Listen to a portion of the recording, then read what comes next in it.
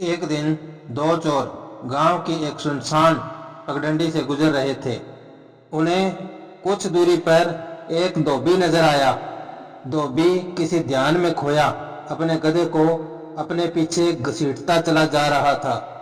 धोबी न केवल देखने में सीधा साधा था, बल्कि अपने ध्यान में कुछ अधिक ही खोया हुआ था। यह देखकर एक चोर के दिमाग में एक तरकीब आई। उसने अपने साथी से कहा, आओ इस धोबी को उल्लू बनाया जाए। वह कैसे? दूसरे चोर ने पूछा। पहला चोर बोला, मैं इसके गधे को चुराता हूं। दूसरा चोर बोला, पर दिन दहाड़े यह कैसे संभव है? पहला चोर बोला, तुम देखते जाओ और जो मैं कहूं वह करो। पहला चोर धीरे धीरे धोबी के पीछे हो लिया और गधे के समीप पहुंचकर उसने बड़ी चतुराई से गधे का पट्टा खोला और अपनी गर्दन में डाल लिया और धोबी के पीछे पीछे चलने लगा। दूसरे चोर ने गधे को निकट की झाड़ियों में छुपा दिया। कुछ दूर चलने के बाद चोर रुक गया।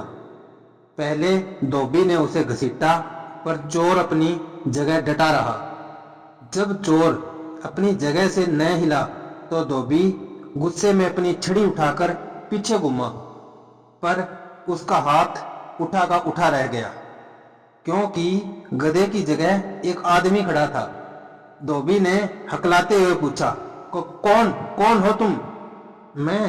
मैं आपका गधा हूं सरकार। धोबी बोला, पर तुम तो आदमी हो। धोबी की आंखें हैरानी से फैलती जा रही थी। कृपया करके मेरी पूरी बात सुने, यह कहकर चोर जमीन पर बैठ गया। चोर ने धोबी को बताना शुरू किया। आज से ठीक 7 वर्ष पहले मैं एक इंसान था, बिल्कुल आपकी तरह, पर मुझ में बहुत सी बुरी आदतें थी। मैं आलसी था और कामकाज से बहुत घबराता था। मेरी माँ मुझसे बहुत परेशान रहती थी। एक दिन माँ को पता चला कि आलस्य और बुरी आदतों ने मुझे चोर बना दिया था। माँ ने बहुत समझाया, पर मेरी समझ में न आया। आखिर तंग आकर एक शाम माँ ने मुझे बद्दुआ दी कि अगले 7 वर्षों तक तू गधा रहेगा। माँ की बद्दुआ लगते ही मैं पलक झपकते ही गधा बन गया। 7 वर्ष से मैं गांव गांव भटक रहा हूँ, कभी किसी मालिक तो कभी किसी मालिक की गालियां सुन रहा हूँ। आज 7 साल पूरे हुए हैं।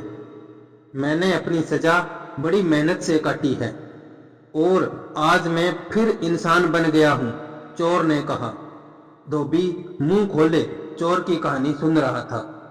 उसने एक ठंडी आह भरी और कहा, मुझे खेद है कि मैंने तुम्हारे साथ अच्छा बर्ताव नहीं किया, तुम्हें गालियां देता रहा। काश मैं तुम्हारे बारे में पहले जानता। अब जो हुआ सो हुआ, पुरानी बातों को भूल जाओ और यह लो। कहते हुए धोबी ने जेब से कुछ रुपए निकालते हुए कहा, यह रख लो और आज से एक नया जीवन आरंभ करो। चोर ने धोबी को धन्यवाद दिया और खुशी खुशी अपनी राह ली। कुछ दूर वापस चलकर वह अपने ठिकाने पर पहुंचा। वहां दूसरा चोर गधा लिए उसकी प्रतीक्षा में था। दोनों चोर अपनी शानदार सफलता पर खूब हंसे और दूसरे चोर ने पहले चोर को अपना उस्ताद मान लिया।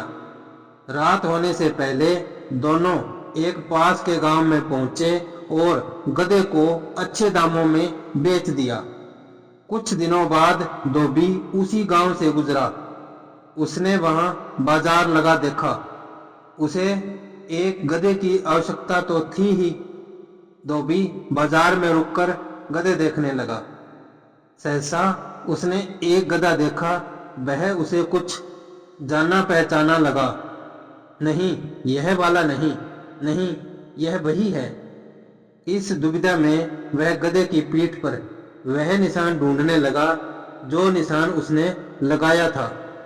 धोबी ने अपने निशान को पहचान लिया। हे भगवान, धोबी चीख पड़ा। कम वक्त, अभी 1 सप्ताह भी नहीं हुआ तुझे आज़ादी नसीब हुए और आज तू फिर। तेरी माँ ने ठीक बद्दुआ दी थी। तू इंसान कहलाने के योग्य नहीं, तूने फिर चोरी की होगी। गधे ने अपने मालिक को पहचानते हुए कान हिलाए और दांत दिखा दिए। धोबी इस पर और भड़क उठा। बेशरम, मुझे पता है तू अपनी आदत से मजबूर है, पर इस बार मैं भी तुझे नहीं खरीदूंगा।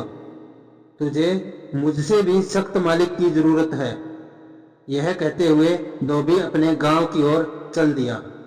बाजार के लोग हैरानी से धोबी को गधे से बातें करते देखते रह गए। दोस्तों, किसी भोले आदमी का इतना भी मजाक नहीं उड़ाना चाहिए।